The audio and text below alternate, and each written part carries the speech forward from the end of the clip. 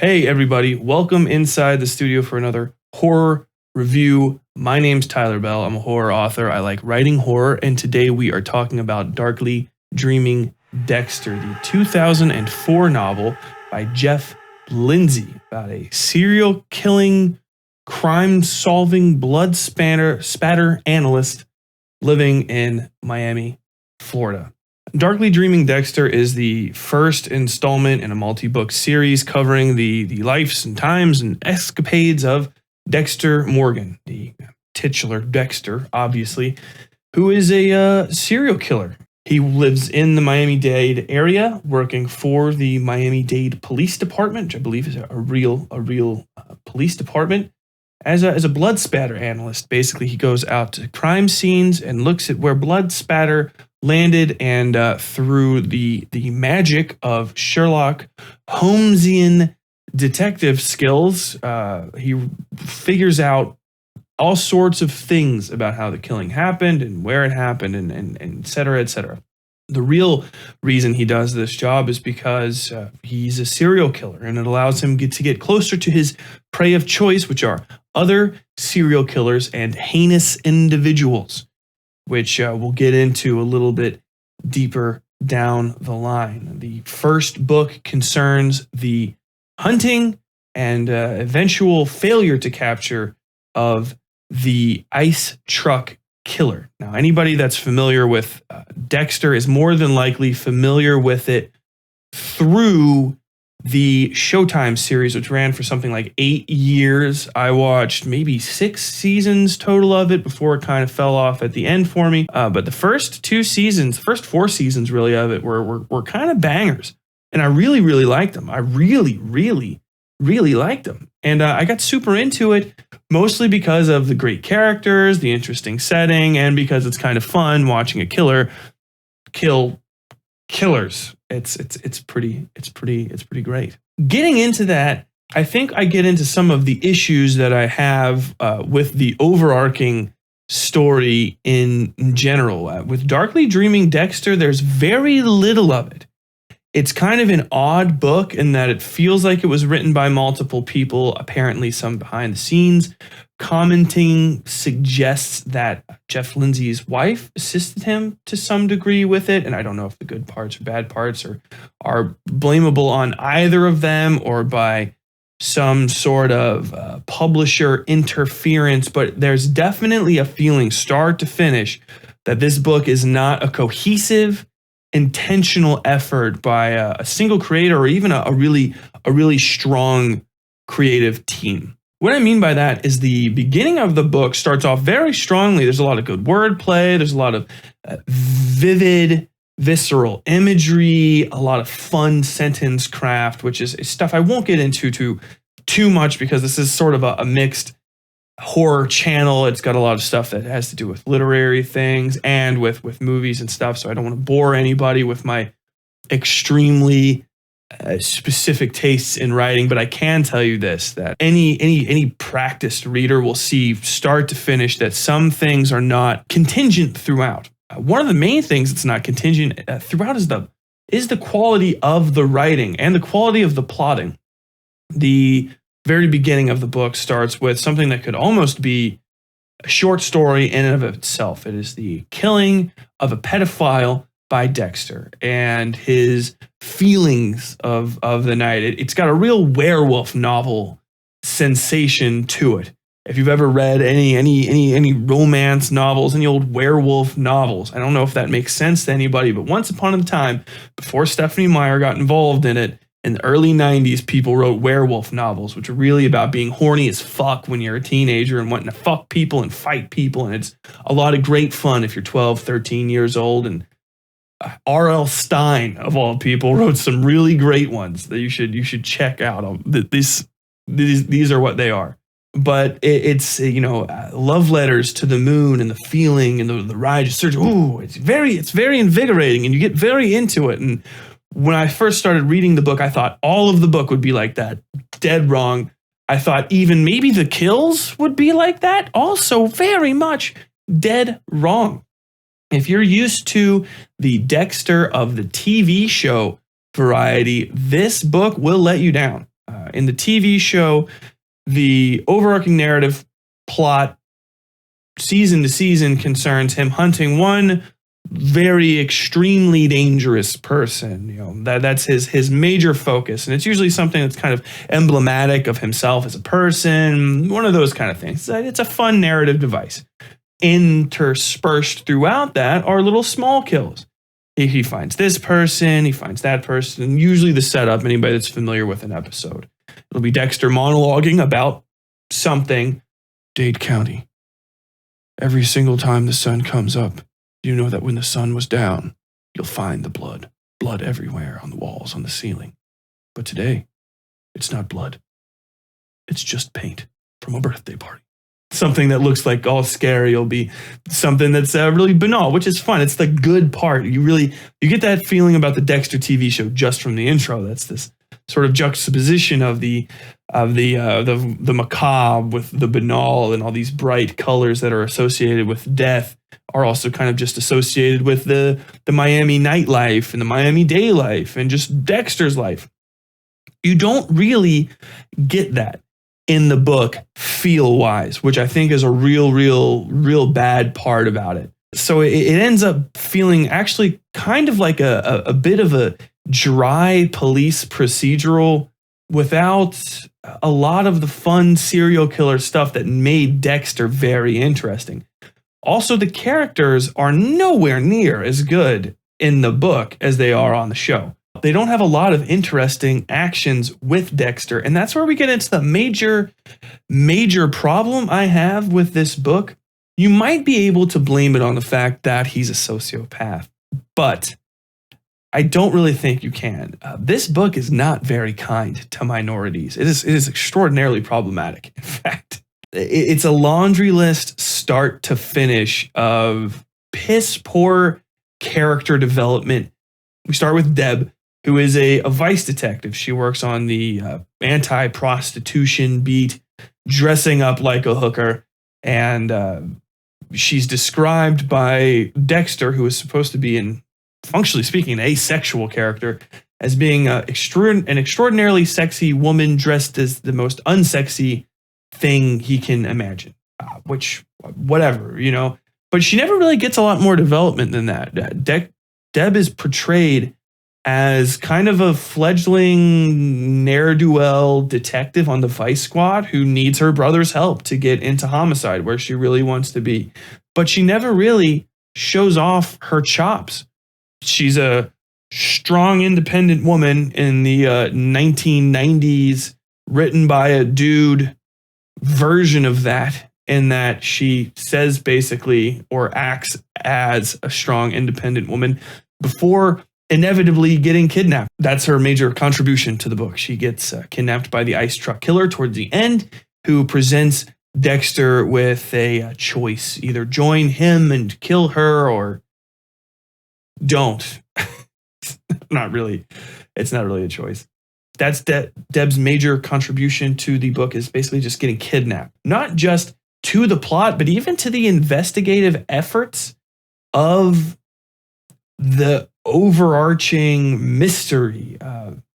She does a few little tiny things, but they are mostly minor and very easily overshadowed by Dexter's own contributions. The treatment of other characters is notably worse. We find our antagonist, our real antagonist, at least for this one enclosed book, in Maria Laguerta, Sergeant Maria Laguerta, who is a detective on the Miami-Dade police force. She has some sort of overarching authority. I don't really understand how the hierarchy of the police department is set up. It's not very well explained in the book. It's just understood that she's in charge. There's another dude who's even more in charge, who's a little bit meaner, and everyone kind of has to work for Laguerta, or if they're not working for her, they're working sort of off to the side and slightly below her as pseudo peers. But you don't want to get on her bad side, because she's a political wunderkind, and she'll ruin your career, or at least just be really snippy with you,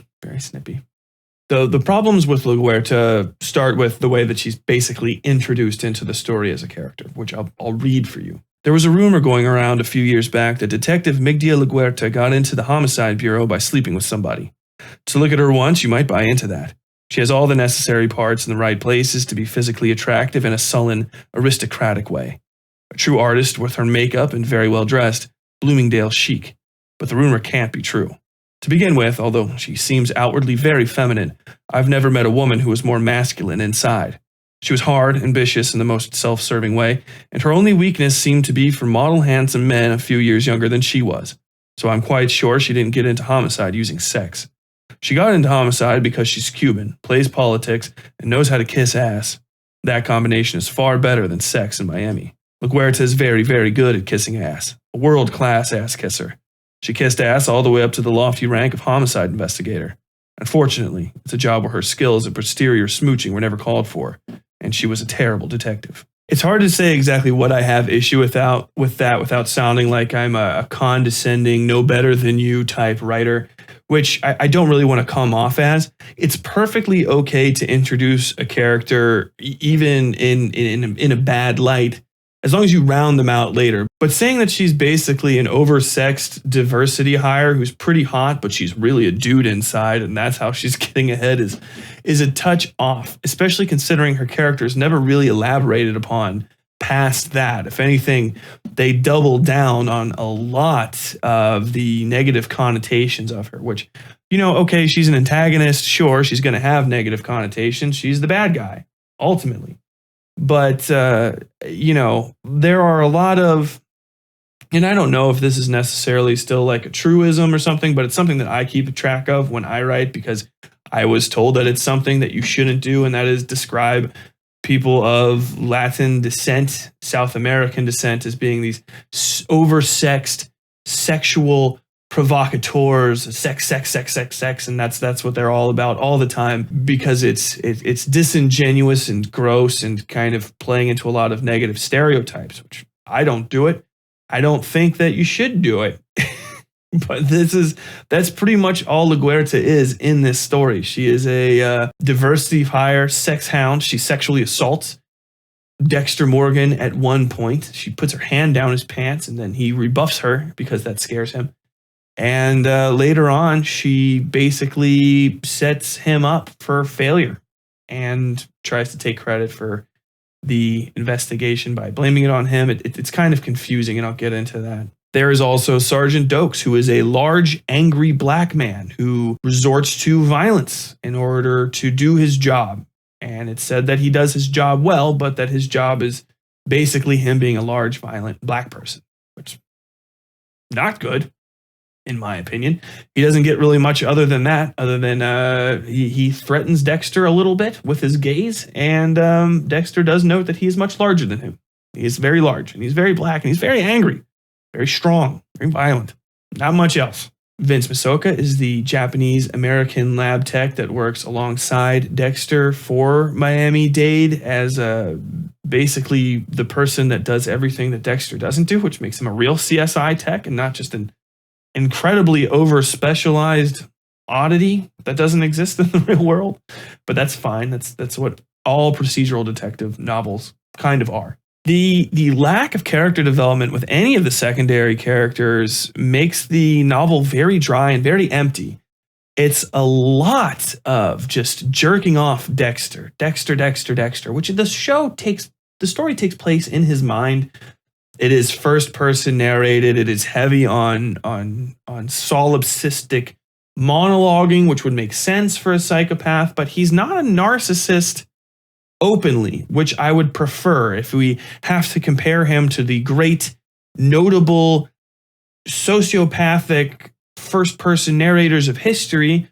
Obviously, the lead character of Bret Easton Ellis's notorious book, American Psycho, Patrick Bateman, is a good parallel which to compare him against. Patrick Bateman puts it all out there. You understand that he's a piece of shit. He knows he's a piece of shit. He likes being a piece of shit. He values it. He bases his worth on the awfulness that he puts out into the world. And even if he doesn't necessarily describe it all the time as awfulness, he knows that other people know it's awfulness and he's got to keep it secret. And he doesn't really care because he's a sociopath, literally an American psychopath. The Dexter character strikes me as being a psychopath written by somebody that maybe doesn't know too much about psychopaths or occasionally loses the thread. Really, the character of Dexter is, hey, what if I didn't care about murdering pedophiles? But also sometimes I wanted to murder other people too, but didn't really ever think about it that much. That's really what you get. It's done better in the show, start to finish. It's a great premise. Absolutely mishandled in the book. It's just not well done. It's quite boring. And the boringness comes from the fact that while the first chapter is fire, it's amazing. You should read the first chapter. Just don't expect that to be held up throughout the rest of it. By the time you get to the end of the story, you can see that really past the premise, Lindsay didn't have a lot going on with the story.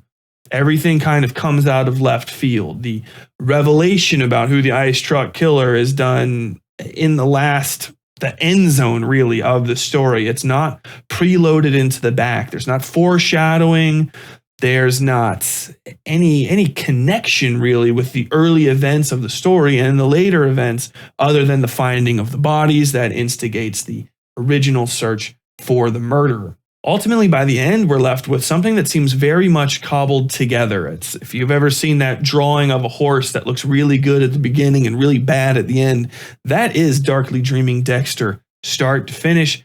And then also like put like a little badly drawn, maybe not a Klansman, but just like one of those new age racists, like that MAGA guy that just doesn't want to really address the fact that he said some pretty fucking awful things. Have that guy riding the horse. I don't really think that Jeff Lindsay's maybe necessarily a racist. I think maybe he's just kind of a fucking idiot. I haven't read the rest of the book, so I won't end this by saying Jeff Lindsay's a racist or a misogynist, but I will say that he wrote a book that has a lot of racism and misogyny in it that is never really addressed or expounded upon in a clever way that I would give him props for being a writer. You know, he doesn't subvert the expectations that you get. That gets into grades. For quality, I'm going to give this book a 3. It would have gotten higher if it was better, but it's not. The book mostly is just a premise and rests hard on the existence of the premise without really even exploring it that much. You only get 2 interesting serial killer kills from Dexter, which would be the main reason I was even reading the book in the first place. And without that, you're left with a pretty half-assed detective procedural story and a lot of cobbled together archetypal semi-racist caricatures of people. For enjoyability, I'll go for a 5. I think there's some people that might like this. I didn't. A 5 is perfectly in the middle of the road. You might come upon this thing and enjoy it. If you're socially conscious at all and read it, you'll probably go, ugh, that's fucking disgusting. And maybe want to put it down. If you just want a pulp novel that you can read in 5 seconds, it's great. If you're a fan of the show, watch the show again. It's a way better use of your time. For horror, on a scale of 0 to 5, is this a horror book?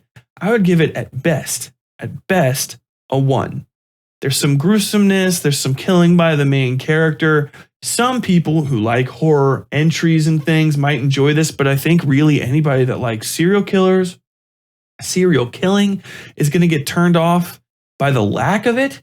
And I think anybody that likes a good police procedural detective book is going to have access to a whole lot of books that do that more competently. So yeah, this is just like a 1 in horror and I don't know what else to say. For my final recommendation, I'm going to say avoid it. There's a lot of things that you could do with your time that are better than spending it on Darkly Dreaming Dexter. It's not a particularly competent book. It's not particularly enjoyable. It's a little gross at times, and not for the reasons that it might think it's being gross.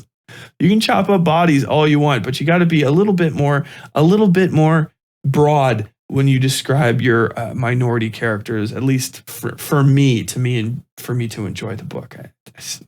Stereotypes and archetypes they're dull and they're played out. And this book came out in 2004 and reads like a 1990s trash pulp detective fiction. Actually like a 1950s one. So whatever, avoid it. Well, everybody, that's the review. What did you think of it? Did you read Darkly Dreaming Dexter and like it? Have you just watched the show? If you did read the book, did you pick up on any of the stuff that I picked up on, or am I completely wrong? Are you one of these protected classes of people and you think I'm talking out of my ass, or you're not one of those kinds of people and I'm talking out of my ass? Let me know in the comments down below. I'm very interested in hearing your opinions, and I will respond to them as I find them. Hey, I just talked a lot of shit about Jeff Lindsay's wonderful book, Darkly Dreaming Dexter. Do I know how to write? Do I have chops? Hey, Tyler, who the fuck do you think you are? I think I'm a pretty good writer. And as a matter of fact, I think I'm so good that I have my own little writing podcast. It's called the Westside Fairytales, horror and dark fiction stories. First Friday of every month. It's pretty crazy. We're wrapping up our 4th season right now. Whole gigantic, massive single story for the 5th season, 24 some odd hours total audio. It's going to be a blast. Check it out. Links here. Look at the other reviews that I did. And until next time, as always, stay safe out there.